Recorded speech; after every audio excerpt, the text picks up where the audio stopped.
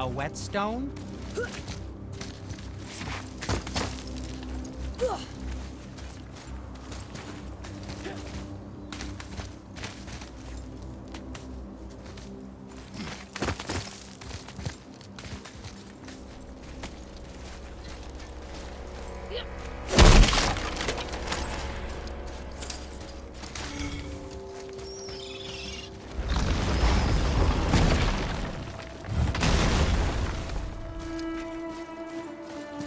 This is it, right?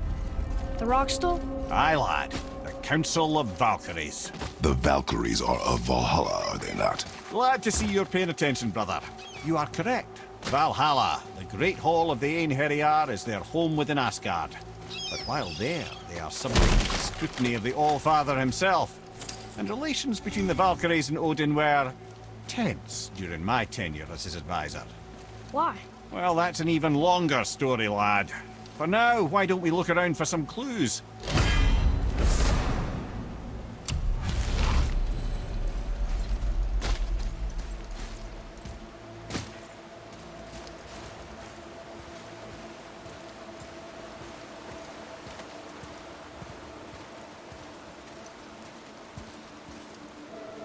Try placing one of the Valkyrie helms on a throne. Whoa, you're back. Come here. Who is she? Gunnar, Mistress of War. After any conflict, big or small, she would be first on the scene, sussing out the worthy spirits for a free trip to Valhalla. A gruesome task, but she took great pride in it. Any conflict. Impossible. It's true. She had help from her sisters, of course, but Gunnar was always first to arrive. Her judgment of the fallen was unparalleled, and an invaluable resource to Odin. She was one of his favorites.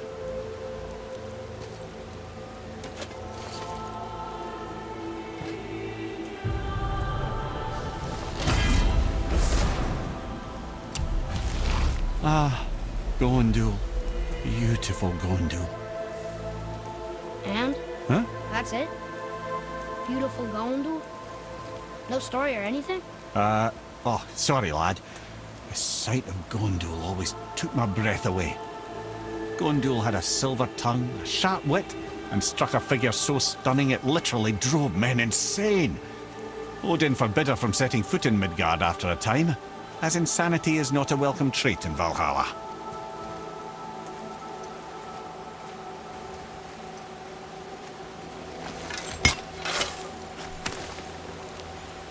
Well, that solves that triple hat.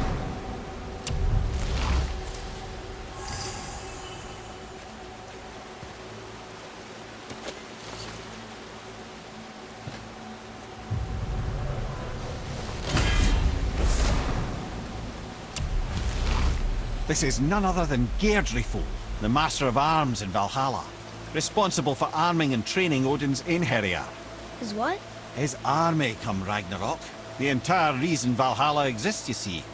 The Einherjar wait in the Great Hall endlessly, feasting, drinking, and fornicating themselves silly. Once Ragnarok begins, Odin calls them into service to fight on his behalf. Geirdriful had her hands full training that lot.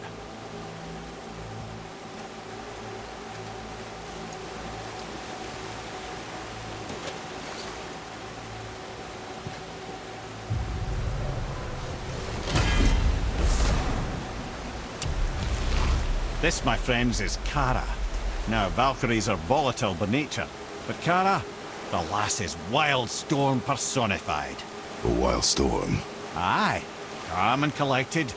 Then the air would shift and the fury of her storm would unleash. It was beautiful in a way, assuming you could find proper shelter. Her tears would cleanse the blood-soaked battlefields.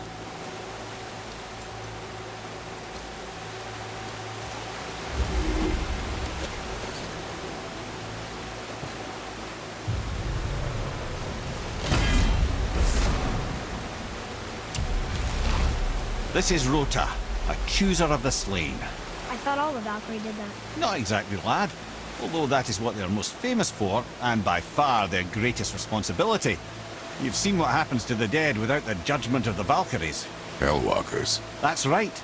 Rota, Gunnar, Skuld, Without them to clean up the aftermath of battle, hell overflows with souls meant for Valhalla. A sorry state of affairs. Rota must be beside herself.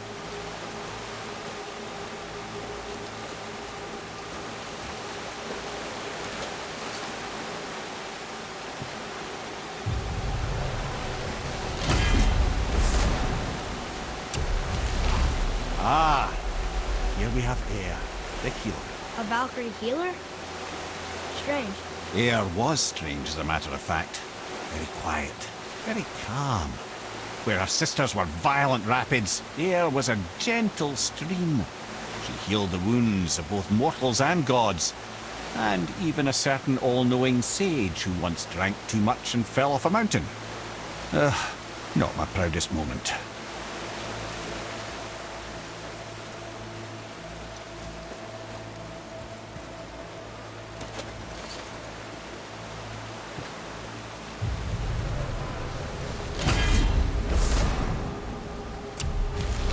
Well, well, Hilda, mistress of battle. She and Odin got on quite well, actually. Her and the other Valkyries, not so much.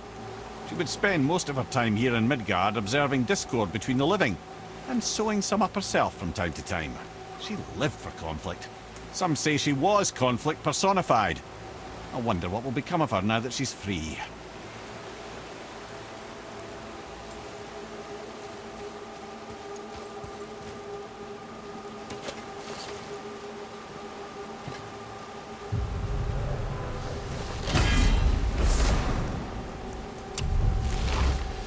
Olrun, once the daughter of a powerful chieftain.